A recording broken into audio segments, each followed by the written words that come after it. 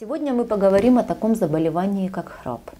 Наиболее частыми причинами храпа являются три основных причины. Это нарушение центрального происхождения, то есть это нарушение центральной регуляции дыхания во сне. Как правило, такая проблема встречается у людей после инфарктов, инсультов, черепно-мозговых травм, у людей после тяжелых токсических, наркотических либо алкогольных отравлений. Следующие две причины – это уже более относящиеся к отоларингологии причины. Это такая причина, как нарушение проходимости носовых ходов носоглотки.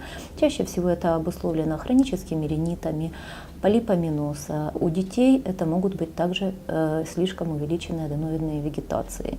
И третья, наиболее часто встречающаяся причина, это, собственно, именующаяся термином бронхопатия чаще всего, изменение формы, тонуса, объемов тканей мягкого неба. В случае этой причины процент пациентов, как правило, наибольший. Храп чаще всего имеет свой определенный контингент пациентов. То есть человек с храпом – это чаще мужчина, нежели женщина, чаще пожилого, нежели молодого возраста, либо как минимум зрелого возраста. И это чаще люди, которые конституционально гиперстеники, то есть склонны к массивности тканей, к излишнему весу, к отеку, застою в организме. Соответственно, то, что происходит в организме в целом, то часто может происходить и в носовых ходах, либо в тканях глотки. Кроме социальных неудобств, то есть беспокойства за счет храпа для близких, в поездках, командировках и так далее, недовольство родственников. Это не самая главная проблема. Главная проблема – это последствия храпа на организм самого человека. То есть что он может вызывать?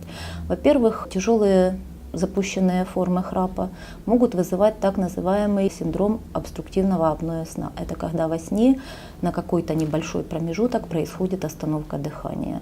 Это опасно чем? Это опасно тем, что от этого страдает сердечно-сосудистая система, сосуды головного мозга. У таких пациентов, как правило, стремительно появляется склонность к повышенному давлению, в том числе и днем в бодрствующем состоянии, аритмиям, другим кардиологическим проблемам.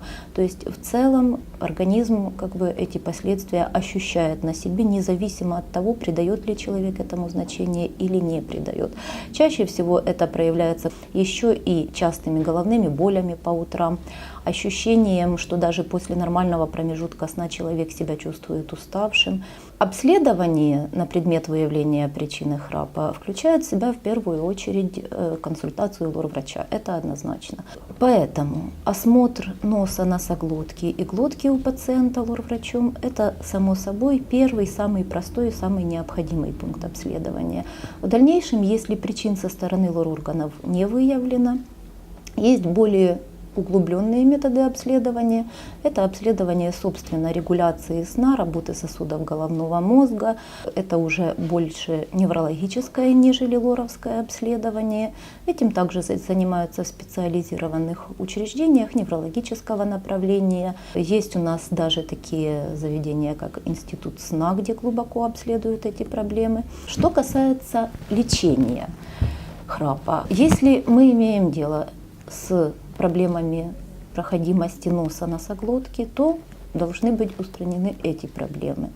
Что касается лечения, собственно, бронхопатии, то наиболее прогрессивными и при этом малотравматичными, щадящими являются инструментальные хирургические методы лечения. Это так называемая хирургия одного дня, то есть это подразумевает под собой то, что пациент пришел, ему было оказано лечение, и в этот же день он клинику покидает и отправляется домой. То есть это не требует пребывания в стационаре длительное время, не несет за собой серьезную потерю работоспособности.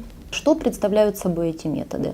Все они в комплексе, какой бы метод ни был, а это прижигание мягкого неба и коррекция формы язычка мягкого неба хирургическим ультразвуком, так называемое РВЧД лечение, что под собой подразумевает как расшифровку радиовысокочастотное лечение.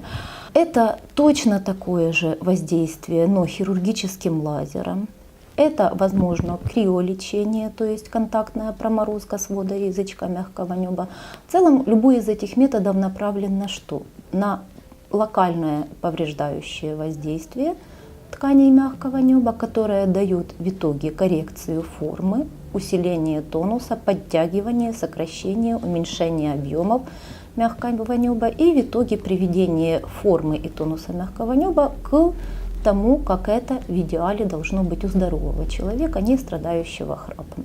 В нашей клинике мы можем предложить РВЧД метод лечения. Выполняется он на современном прекрасном аппарате для хирургического радиоволнового лечения Сургитрон. Лечение храпа методом РВЧД, то есть радиовысокочастотной дезинтеграции, представляет собой локальное воздействие хирургическим ультразвуком на свод мягкого неба и язычок мягкого неба. Это тонюсенькие электроды в виде иголочек, которая просто втыкается после обезболивания в ткани мягкого неба, и происходит, соответственно, локальное повреждающее воздействие, просто, по сути, маленький точечный ожог. Все это, как уже было сказано, не сопровождается серьезным кровотечением, либо серьезной болью. Дискомфорт довольно легкий. Как правило, результат лечения появляется уже в первые дни, после того, как сойдет незначительный отек, который пару дней может присутствовать. Этот отек очень мало выражен, то есть он не затрудняет ни прием пищи, ни разговор с окружающими, ни дыхание. Как метод выбора радиовысокочастотное лечение тут превосходит более старые методы и дает более быстрый результат и более быстрое выздоровление у пациента. Послеоперационный период при лечении храпа РВЧД методом включает в себя некоторые незначительные ограничения, то есть это в течение недели желательно не употреблять очень острых блюд, очень горячих холодных блюд с царапающими твердыми частичками, то есть это семечки, чипсы, орешки, сухарики и так далее. И обработки либо полоскания, либо спрей для горла с антисептиками.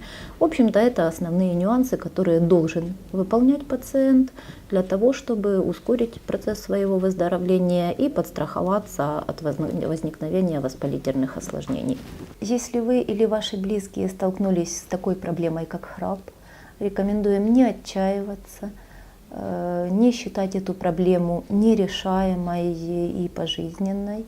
В нашей клинике, сети клиника, мы готовы оказать вам качественное обследование, лечение. И поэтому, если вы обратитесь за помощью к нам в клинику с вопросом храпа, вы будете довольны результатом, а мы, соответственно, всегда будем рады вам помочь.